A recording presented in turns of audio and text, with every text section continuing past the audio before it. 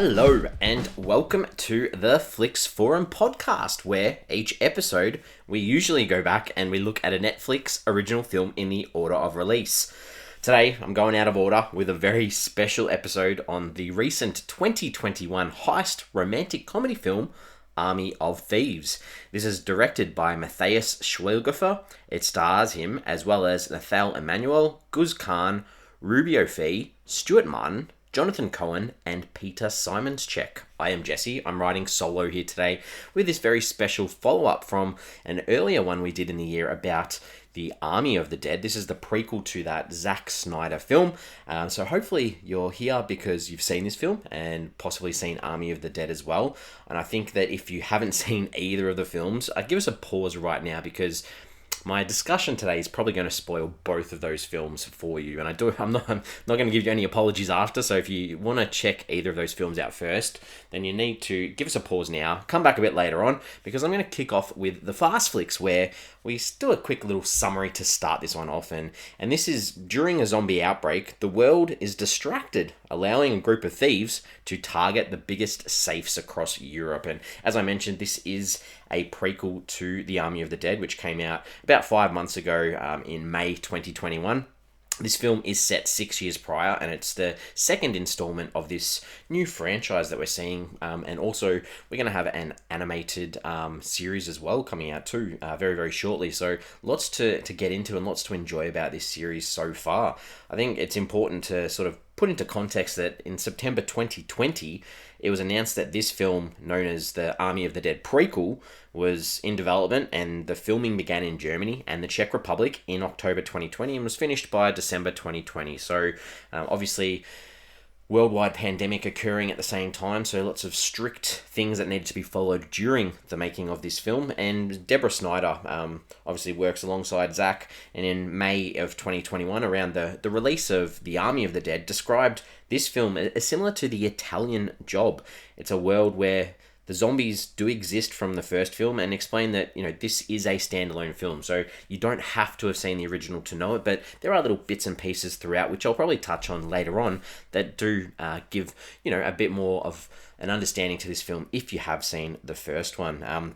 The producer classified this as a genre that is more sort of a romantic comedy heist, which talks very early stages of the zombie pandemic that we do see in the previous film. And it's causing this instability in the banking institutions because of these zombies existing in America, and they're moving money around. So this is that perfect opportunity for a heist. In July 2021, Netflix put out the first trailer for this film, and it premiered at the San Diego Comic-Con. So big sort of opening for the trailer there. And this is something that's a little bit different. This film actually has 6 taglines. Often, you'll see a film with a tagline. This one's got 6 that are across a variety of different posters for this film. So one of the taglines is "Nothing is a safe bet." It's a nice little connection to this film being about, trying to hack into safes, as well as obviously the other meaning for it. Another tagline is "More safes, less zombie." Another one is "You don't have to go to Vegas to get lucky," obviously making reference to the Army of the Dead film. Another one here is that "While the zombies took over, one team took advantage." That one's pretty ordinary. Not a big fan of that one. And the next one as well, not a big fan. "Before Vegas, one locksmith became a legend." And again, not great. And I think we're getting worse as we go, because the last one was "Vegas isn't the only place to win big." So I think the first few were a lot better than the ones towards the end. I did have a look at the translation for this film in a couple of countries. The biggest sort of ones that were a little bit different was in Brazil. This is called Army of Thieves, The Invasion of Europe. It's a little bit of a play on where the events in this one are taking place, but there's no actual zombies in Europe in this one, so not a big fan of that title. And in Mandarin, it's simply called Thief. So nice and little succinct title in Mandarin.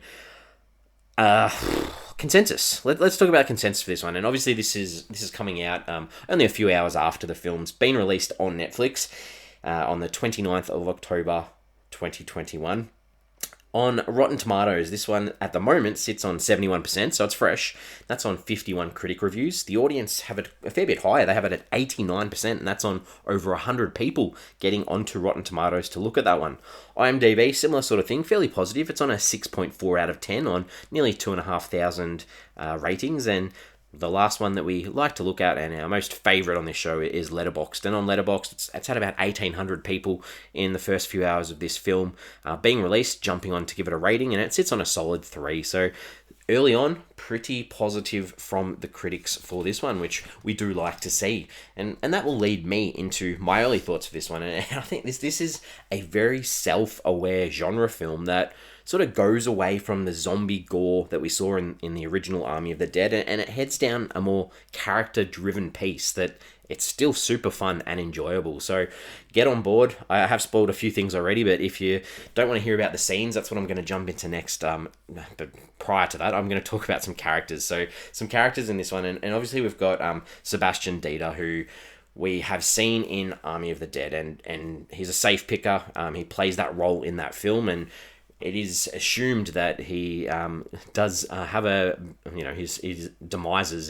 He gets stuck in a safe at the end of Army of the Dead. So we know that we think he's dead in the original film. So this is his story before joining that team to go to Vegas and defeat the zombies there and crack a safe there. So in this one, we sort of get that idea that he's obsessed with safes. It's sort of He's been into it since he was a young kid. He's been trying to do YouTube videos to show his understanding of safe cracking, and that sort of gets him involved in this world, I guess. And the idea is that he lives a pretty routine, boring life. Nervous sort of guy who needs to be brought out of his shell. And I really appreciated the development of his character throughout this piece, because he goes from being, like I mentioned, a very shy sort of person that builds a lot of confidence in people acknowledging and understanding that he is quite skillful in his ability to pick locks.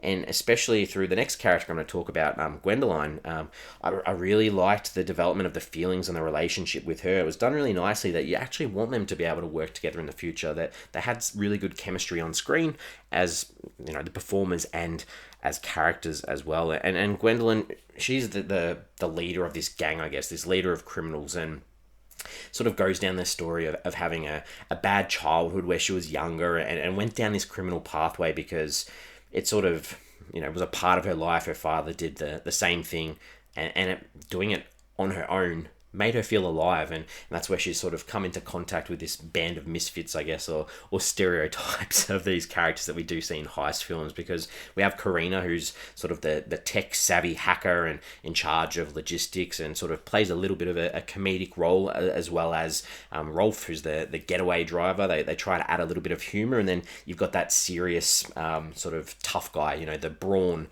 in Brad Cage, and he wasn't tough when he was younger, and they show us that, and he used movies and action heroes as inspiration to become cool. So growing up watching movies, he decided to change his name as sort of a combination, and I'm not going to use the exact quote from the film, but it is a mixture of Brad Pitt and Nick Cage, that Brad Cage character.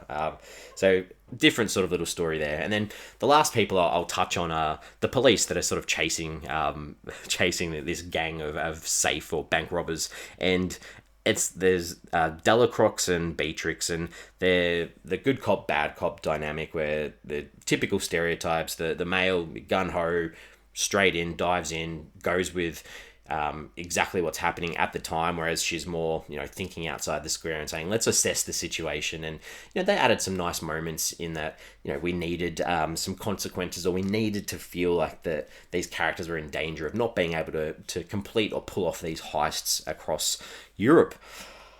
All right, the director, Matthias Schweighöfer, who, I apologize for saying the name wrong, obviously plays Sebastian, so directing and starring in a film, super famous in Germany, 77 acting credits, 6 directing, and obviously being able to carry on this franchise. There's a lot of faith in his ability to share these stories, and I think did a pretty good job with this one too. And that will lead me into talking about some scenes from this one. So I'll start off with ones that I enjoyed. And I guess the standout ones for me, the subtle zombie connections from the previous film, they were done really well. They have like the news reports in the background, which we often see in movies, and there's some funny ones where a reporter gets eaten by a zombie, on the ground in Vegas, and Sebastian has these visions or dreams of zombies in the corridor outside his house, and he has this vision of him in a safe, which those that have seen the Army of the Dead know that that's from that film, and the zombies running towards him, and they reference it as characters that maybe he's seeing his own death, or it's a reflection of his self-doubt and inadequacy. And I really thought they did a good job of including those connections from the previous film. I mentioned Karina, sort of the tech savvy character, and there's a stage where she tries to make a move on Sebastian, and later on, he's sort of questioning her on a role that she's playing in one of these heists, and her comment is, "Get out of my face, mister, I don't want to make out." I just had a laugh and thought that was quite funny. A good moment in this film. Further things, Gwendolyn and Sebastian, there's a scene where they're inside one of the banks and they get out of a lift, and some security guards come towards them, and just a really cool action scene with Gwen kicking some ass. It was cool to see. Well done for one of the only, I guess, sort of physical scenes that we saw them fighting. There's Sebastian's running away from the police at one stage and jumps on the back of a train. Cool scene, but even cooler was the follow-up shot of this train going across a bridge over a body of water. It just looked really, really cool. And finally, a Sebastian moment that I couldn't not put in here at the end. There's sort of this altercation with Brad, and he tries to punch him and hurts his hand. It was just a nice bit of physical humour that sort of made it a bit more light than what that scene was. There's not a lot that I didn't like in this. Some things that probably could have been changed or I didn't really appreciate. There's a scene where Sebastian sort of feels the heartbeat of one of the locks, and for those that listen to our podcast regularly, it just reminded me of this film that we did a couple of weeks ago called Chopsticks, and they had a similar scene where they were feeling the heartbeat of the lock, and it was just lame. And to lead into that, the safe picking scenes throughout this film, they were very drawn out and quite boring to me. And I know that a lot of people might like those visual effects, and trying to make a picking of a lock exciting to me just didn't land. And then the final scene, the last couple of minutes of this film sort of go back over some scenes from Army of the Dead, and I just think it wasn't needed, especially if you're trying to make this a standalone film. You've made those connections throughout. You didn't need to add this on the end to show us how he got involved with the characters or the heist in Army of the Dead, because you can jump on and watch that film if you wanted to anyway. That takes me to some themes, some ideas in this one, and I think that, like the first one did, it's so topical right now of what's happening in the world at the moment. You've got this pandemic that's been going worldwide now for almost getting close to 2 years, and the idea that this pandemic is blinding people to what's actually happening in the world elsewhere, and they do this through the idea that these characters can rob banks, and there's more to it than that. What else in our world are we missing out on or not seeing, or what's not being covered because our focus is so much on something else at the moment? So I really like the way that they did that in this film. I think that the idea of banks in this, there was quite a big critique about them holding the wealth and the power over people, and especially having Sebastian as a bank worker sort of tied in with the monotonous parts of his life, and him joining this crew and taking these banks on was a bit of a standout. And two, Sebastian taking a chance, living a less ordinary life. It's often that we see characters that need to overcome these odds, and I think they did a good job in this, in showing the development of him going from a bit of a loner type character with not much going on in his life to having a feeling of success and a feeling of worth, which was nice. And finally, I'll just touch on the genre in this. I mean, I think that this film is very aware, as I mentioned earlier on, about what type of film this is. They, specifically talk about the skill sets each of the characters have, and they talk about, the deception and the double crossing, and the idea of, you need a love story, and they include all of these. So you're expecting them to come, and I think they did a good job in acknowledging that, rather than you just sitting there going, I know it's going to come. It's like, okay, we're telling you it's going to come because we're aware of what we're doing. So that was cool too. What did I take away from this one? I think that this is probably just a random little thing, but they do quite a good job. And I'm not a very musical person, but they connect each of these safes that they're trying to break into through opera and through specific characters in the music world. And if you do enjoy your music history and have a bit of an understanding about the Valkyries and some of those things, you're probably going to like the mentions of the stories in here that they relate to the ring cycle of these safe stories. So just a little pick up there, and I think this would be a good one. I know it's hard to say that if this would get released into a cinema, but I think this would be a nice one to be able to see on a big screen rather than sitting at home, not being able to enjoy the experience with others in a cinema. We have a part of our show where we might jump onto IMDb to check someone out. Now this one here, this was just a check for my own sanity. Gwendolyn, played by Nathalie Emmanuel. As soon as I saw her, I'm like, that's Khaleesi's right-hand person or right-hand girl from Game of Thrones, and I just needed to double check that I was right. And very familiar face. If you've watched all of Game of Thrones, then you will recognize her straight away too. I am guessing. Question time. I don't have anyone to bounce any questions off, but I'm going to ask these to myself and answer them myself, I think, because I think one of the questions you want to walk away from this film is thinking, is Sebastian still a good person? He gets involved with criminals and he does crack safes, and he probably has the intention of walking away with some of this money that they do take, but you need to sort of think about, just getting involved in the crimes. Should he be held as accountable as the others? Because I don't want to talk too much about the ending, but maybe he gets a bit of a free ride in this whole situation when, he did have a conscious choice to say, I might walk away from this.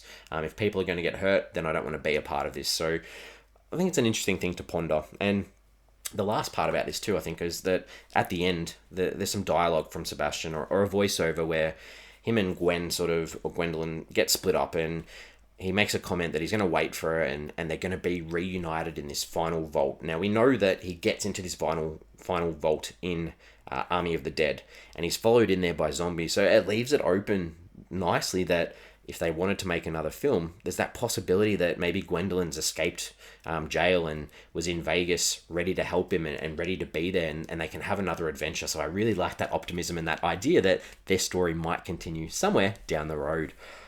Time to wrap this up. I think hopefully you've enjoyed my short little take on this film. I know that there's probably a lot that I've missed, but I enjoyed this. I think that it's not often that you get a prequel or a sequel to a film that's not only like a completely different tone, but a completely different genre.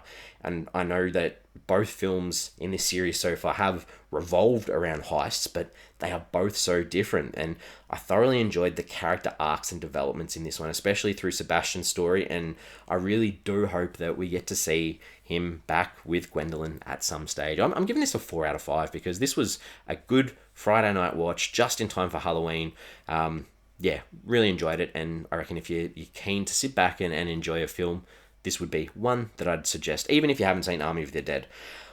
We have social media. We've got Twitter, Facebook, Instagram. We're active on there. Give us a like, give us a shout out, give us a comment, whatever you can to support us. That would be fantastic. And just the question I wanted to pop up with this episode is, what's your favourite heist film? I think we've had this sort of question before a long time ago, but can you give us some heist films that, isn't just The Italian Job? What else is out there that we could check out that you could recommend? So as always, thank you for sticking around and listening to this discussion on Army of Thieves.